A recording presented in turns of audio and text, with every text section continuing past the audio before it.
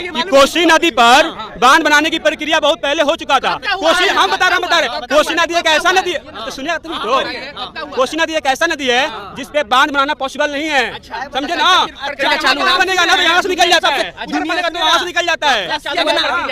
नदी जोड़ो परियोजना के तहत की प्रक्रिया चालू है, कब चालू है आप बताइए। अब कब चालू है नहीं पता है, लेकिन आप देख सकते हैं हम पढ़े हुए हैं, झूठ नहीं बोल रहे हैं, झूठ नहीं बोले हुए हैं। आप जाके चेक करिएगा, इसके पहले बनाया हुआ है भाई। देखिए सब कुछ दिमाग में नहीं रहता है, लेकिन इसके पहले प्रक्रिया हो चुका है। कौन सा हम तो बता रहे हैं वही बांध बनाने का, जब इधर बांध चलता ही है। बताइए देखो कोसी एक ऐसा नदी है ना, 25 साल से है ना, 20 साल से है ना, तो क्यों नहीं उस पर उकार किया है बताइए। कर रहे हैं, एक दिन में समाधान नहीं होता है।